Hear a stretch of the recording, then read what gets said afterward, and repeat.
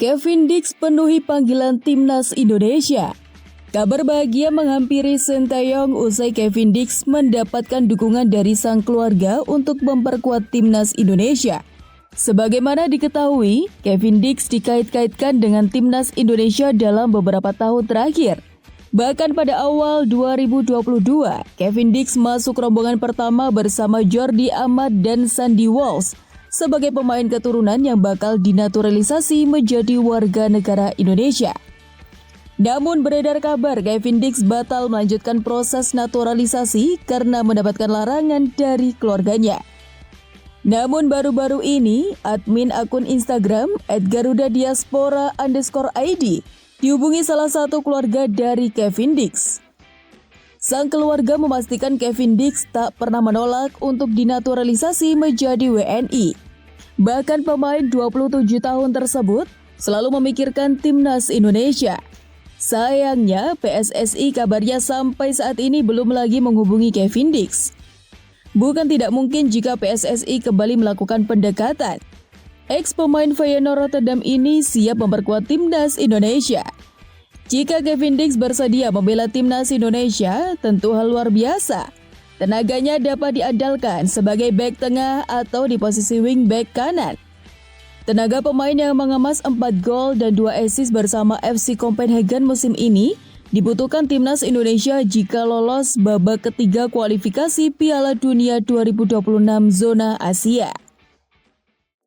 Skenario timnas Indonesia lolos putaran ketiga Piala Dunia 2026. 1. Jika menang. Jika timnas Indonesia menang satu laga di antara melawan Irak atau Filipina, maka apapun hasil dari Vietnam, skuad Garuda dipastikan lolos ke putaran ketiga karena memiliki 10 poin. Poin ini sudah tak terkejar dari raihan poin maksimal Vietnam, yakni 9 poin apabila meraih 2 kemenangan pada 2 laga sisa melawan Filipina dan juga Irak. 2. Jika imbang. Jika seri 2 kali melawan Irak dan Filipina dan di sisi lain Vietnam meraih 2 kali kemenangan, maka timnas Indonesia masih lolos ke putaran ketiga apabila unggul selisih gol. Saat ini Indonesia memiliki selisih gol 0 setelah mencetak 6 gol dan kebobolan 6 gol dari 4 laga putaran kedua. Untuk Vietnam, The Golden Star saat ini memiliki selisih gol -3 setelah hanya mencetak 2 gol dan kebobolan 5 gol. Namun apabila timnas Indonesia seri sekali dan kalah sekali, pasukan Sinteyong masih dapat melaju ke putaran ketiga jika Vietnam hanya meraih 1 kali kemenangan. 3. Jika kalah. Jika pasukan Sinteyong menelan 2 kali kekalahan melawan Irak dan Filipina, maka Merah Putih masih dapat lolos ke putaran ketiga. Skema ini dapat terlaksana apabila Vietnam meraih 1 kemenangan dan sisanya kalah. Indonesia juga masih dapat lolos ke putaran ketiga apabila Vietnam meraih 1 kemenangan dan 1 kali imbang. Dengan catatan selisih gol mereka tak lebih baik dari Indonesia. Indra Safri coret 2 pemain diaspora. Kabar mengejutkan datang dari pelatih timnas Indonesia U20 Indra Safri yang baru saja mencoret 2 pemain keturunan dari skuad Garuda Nusantara. Sebagaimana diketahui, timnas Indonesia U20 telah berangkat ke Italia untuk TC di markas Como 1907 sampai 31 Mei mendatang.